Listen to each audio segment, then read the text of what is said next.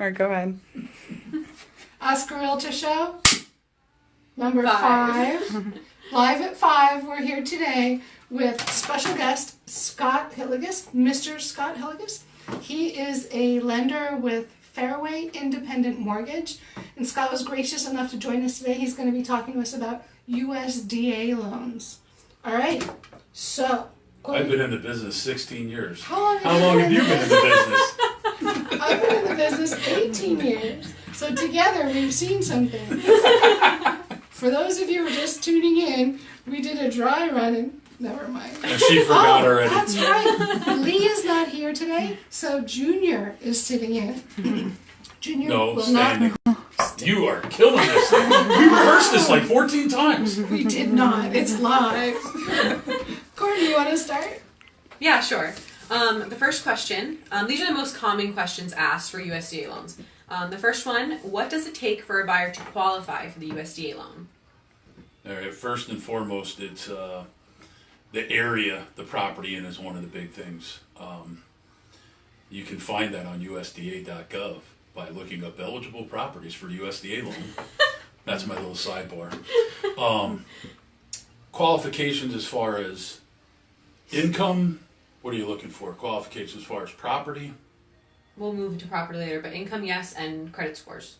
All right, credit scores, you can't be below 620. 640 above is preferable when it's from 620 to 639. It can be done, but there are some painstaking things that have to be involved to get it through. A little more paperwork. And then what was your next question? Max income in the household. Max income, Carbon County, Lehigh County, Northampton County, 84,400.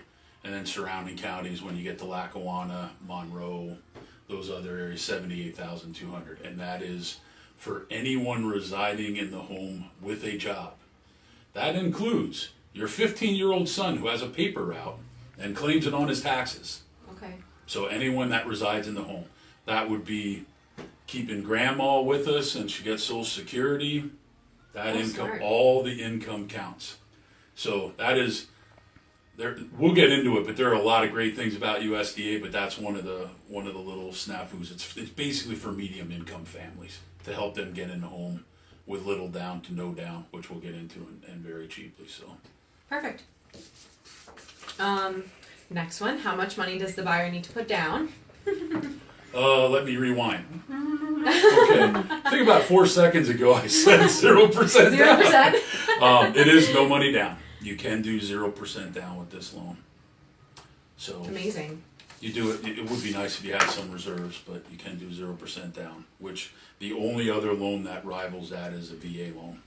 So they did a lot of good things because VA loans are the best if you're a veteran. That's the route we want to go, but USDA copied a lot of things, and 0% down is absolutely fantastic. Awesome. Next question, how long does it take to close?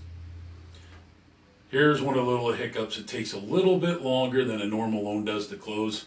Normal loans, I mean, our company can close them in 3 weeks. We tell everybody 30 days or less. With a USDA loan, we shoot for 40 to 50 days, only because we literally do the same thing we do for every other loan. We underwrite the loan. Our underwriter gets us to the point where we're clear to close, and then we get to ship it off to the government, and USDA has to look through it, approve it. They make sure, it's a rural loan, they make sure everything is on the up and up and all the numbers add up and everything. Their turn times vary in the time of year. Usually this time of year, you can get it back from them in less than a week. Nice.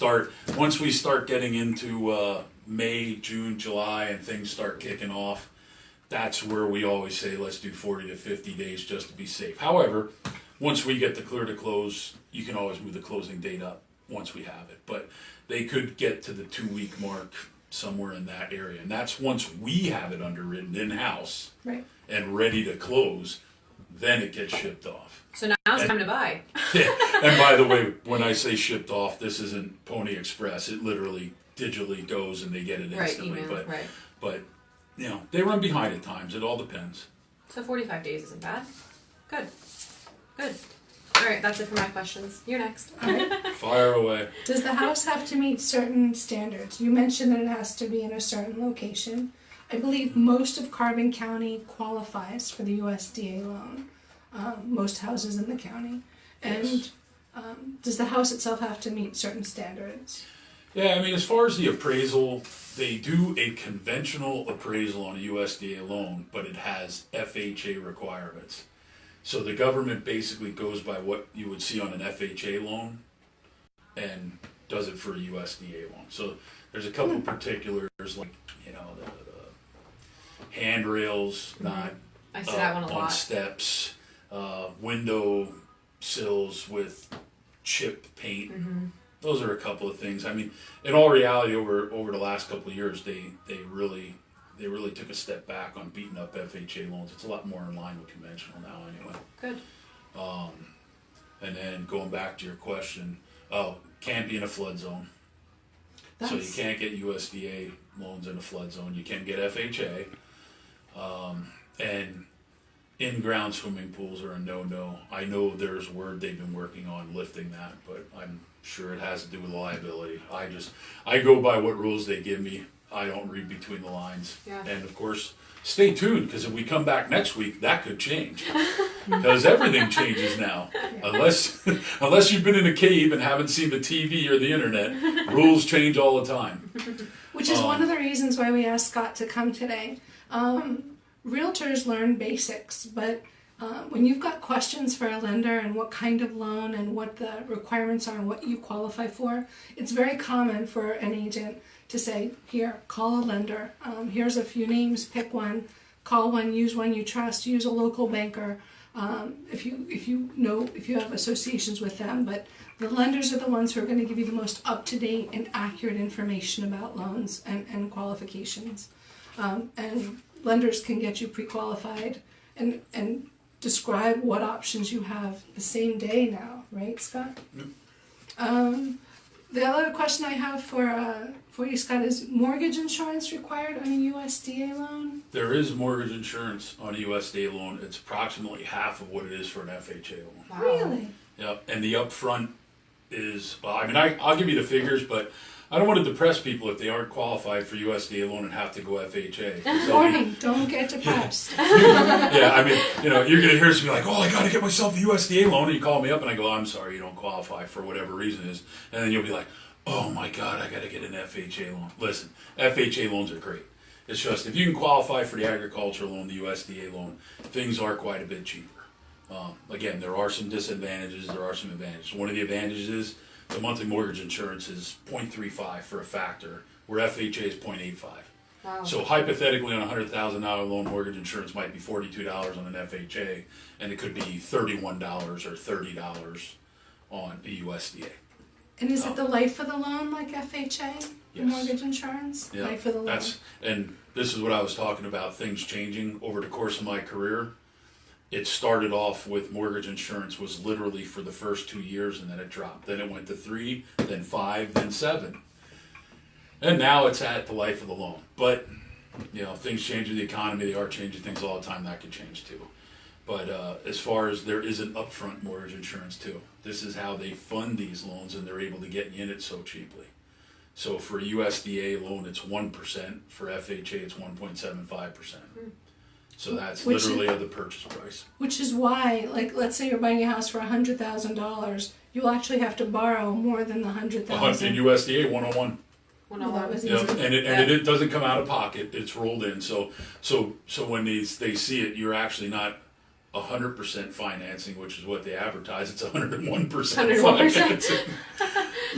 Let's talk about that. How much out of pocket? Because I know some people watching maybe renting right now, and you're looking to buy your first house, and you're thinking, how much money do I need? Does no money down mean I don't need any money to buy a house? And I think that answer is not exactly.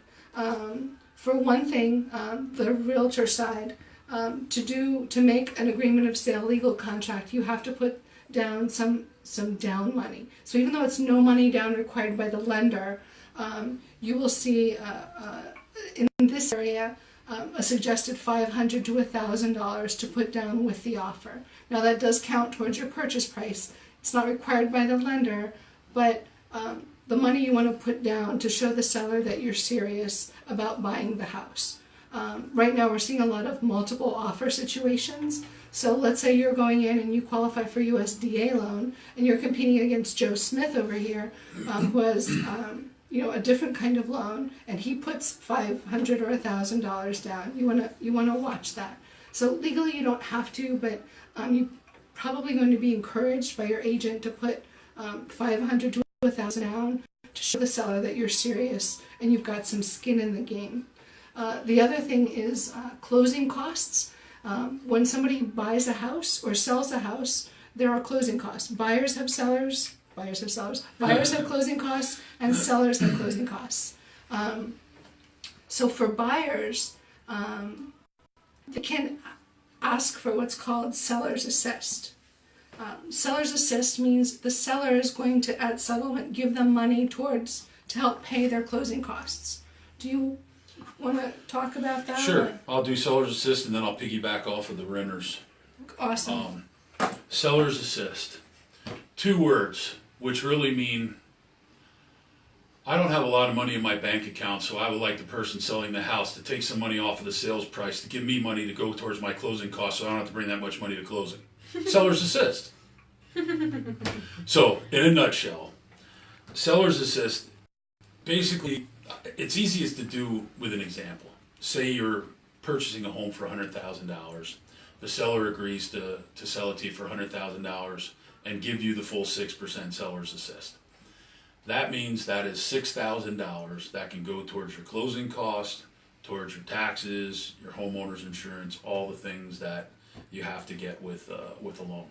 Now, going back to money down, which I'm going to piggyback off of what Aggie said there, I have had people use this product, and if they put $1,000 down with the offer, they literally got money back at closing. Mm-hmm. It happened to my buyers. So yeah, I believe we had one. Yeah, they got they put $1,000 down, and they got into the home USDA, 0% down, 6% seller assist, and got back $600 some.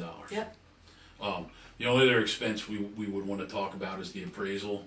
The appraisal is outside of the loan. That appraisal is paid for by yourself. That isn't in with these numbers. And funny thing is, one of the things they tell you is don't run up your credit. Don't add new credit, don't add new debt. And then when it comes time to buy a home, they say, put it on your credit card, it'll get done faster. I always thought that was a funny tip. So seller's assist in a nutshell, I mean, it's simple. It is the seller taking money that they would have been getting and putting it towards your cost to help you get into the home.